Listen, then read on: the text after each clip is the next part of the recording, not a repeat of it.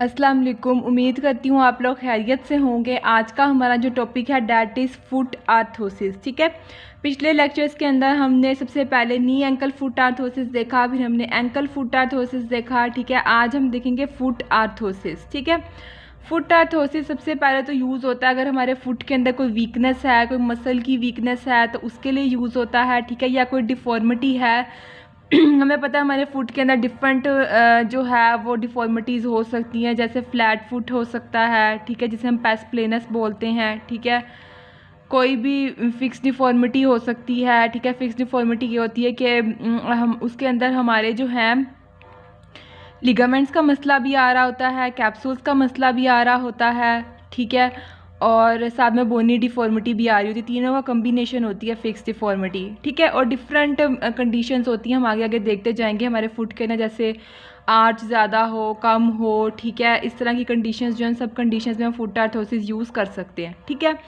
अब वो कहता है कि जो फुट आर्थोसिस है उसके लिए हम एक इंसर्ट यूज़ करते हैं। इंसर्ट क्या होता है? इंसर्ट कोई भी ऐसी चीज़ होती है जिसको हम जूतों के अंदर रख सकते हैं और बाहर भी निकाल सकते हैं। ठीक है, सोल की तरह का होता है।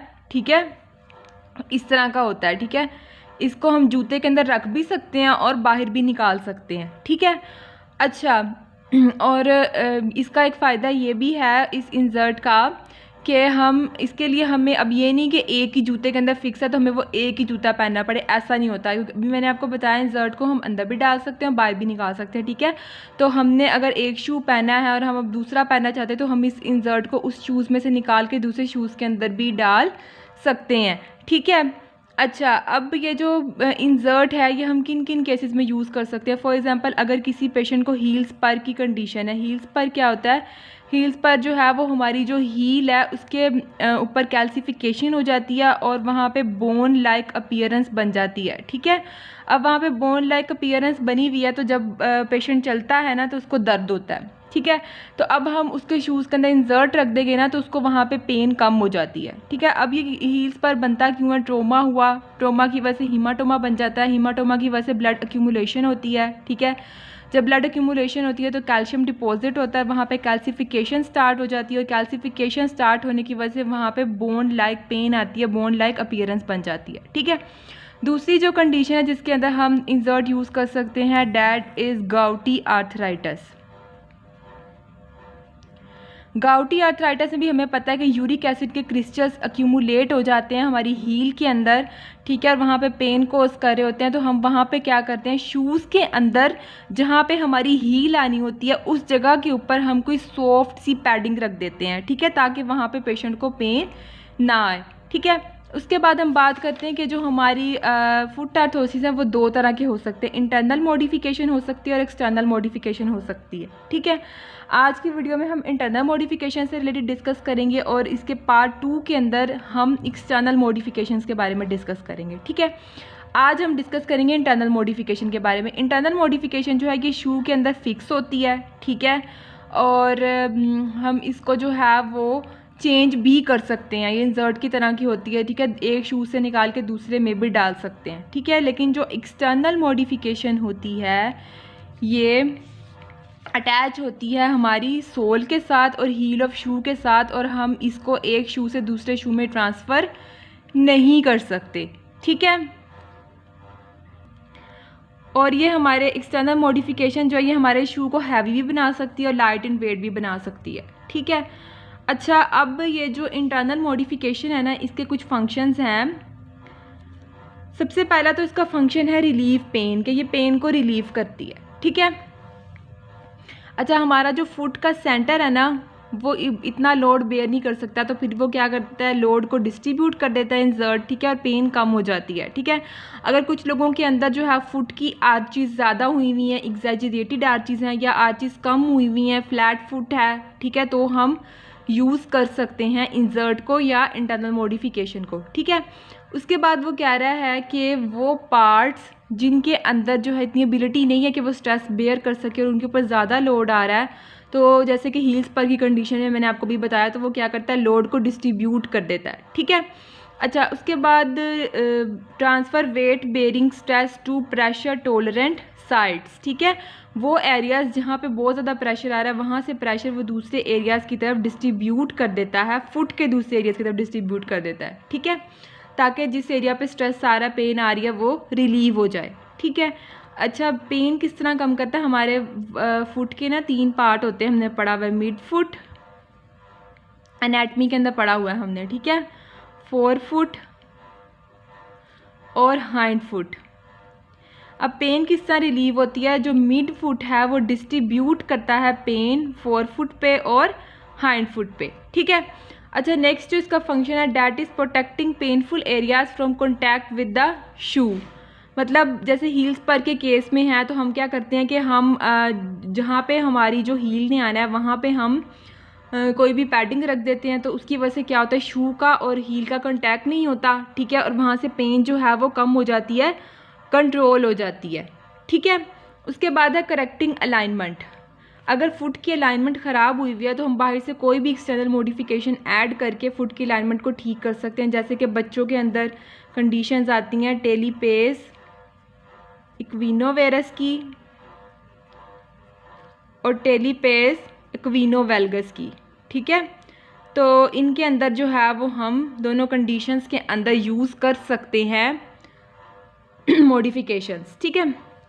उसके बाद है accommodating fix deformity. Fix deformity मैंने आपको भी बताया, उसके अंदर लिगामेंटस डिफॉर्मिटी भी होगी, कैप्सुलर भी, बोनी भी, ठीक है, तीनों का कॉम्बिनेशन होती है। नेक्स्ट हम बात कर लेते हैं अच्छा, फिक्स डिफॉर्मिटीज़ जो हम कभी भी ट्रीट नहीं की जा सकती, हम जस्ट उनको अकोमोडेट कर सकते हैं, ठीक है। आगे जो फ्लैट फुट है ना, फ्लैट फुट भी बाय बर्थ 2 तरह का होता है, ये भी मैं आपको बता दूं।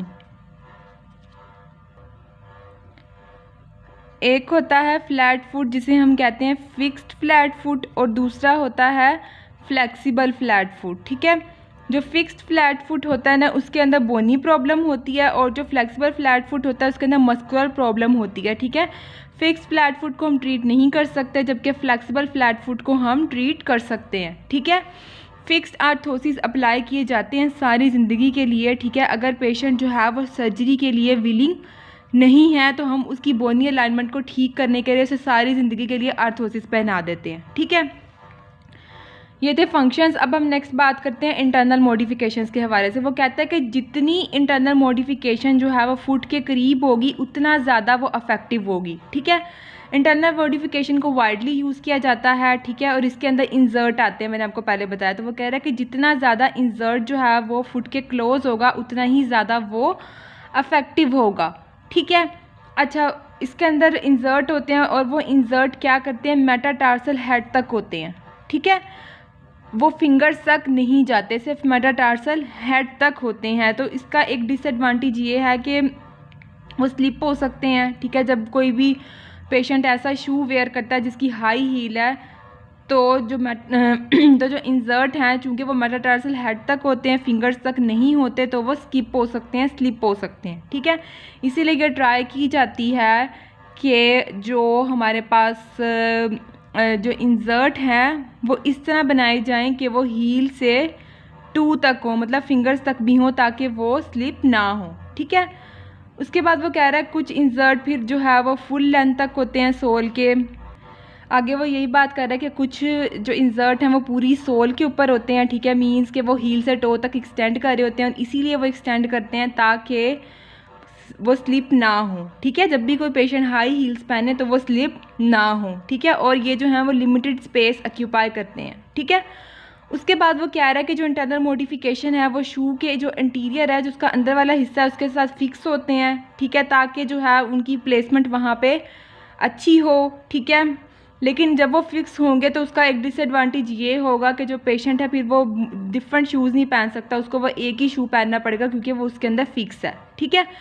लेकिन अगर वो फिक्स नहीं कराता तो फिर वो डिफरेंट शूज़ के अंदर उसको लगा के पहन सकता है, ठीक है। दूसरा, ये जो इंसर्ट है, ये इंटरनल मॉडिफिकेशन है, ये शू के वॉल्यूम को कम कर देते हैं और ये जो इंसर्ट हैं ये ज़्यादा कॉस्टली भी नहीं होते, ठीक है।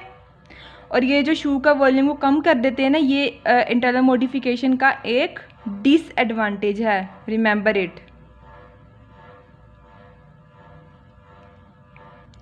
उसके बाद वो बात कर रहा है कि जो हमारे पास मटीरियल्स हैं, ठीक है, वो कौन कौन से यूज़ होते हैं इंटरनल मॉडिफिकेशन की फॉर्मेशन के अंदर। हम इसके अंदर सॉफ्ट मटेरियल यूज़ करते हैं। सॉफ्ट मटेरियल के अंदर विस्को इलास्टिक प्लास्टिक आ जाता है। विस्को इलास्टिक प्लास्टिक वो होता है जिसके अंदर विस्कस प्रॉपर्टीज़ भी होती हैं और वो इलास्टिसिटी भी की भी प्रॉपर्टीज़ भी होती हैं, ठीक है, बेसिकली प्लास्टिक की ही एक टाइप है। उसके बाद वो कह रहा है कि सेमी रिजिड भी हो सकती हैं, रिजिड प्लास्टिक से मिलके भी बनी हो सकती हैं, रबर की भी हो सकते हैं और मेटल के भी हो सकते हैं, ठीक है।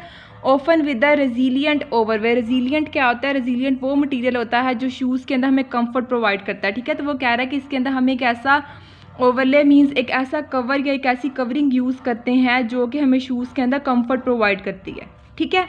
उसके बाद आ जाता है हील्स पर इंसर्ट आर्थोसिस, ठीक है। ये भी विस्कोइलास्टिक मटेरियल का बना होता है, रबर का बना होता है, ठीक है। ये हमारे टेंडर एरियाज़ जो हैं उनके ऊपर से प्रेशर कम करता है। टेंडर एरियाज़ कौन से एरियाज़ होते हैं?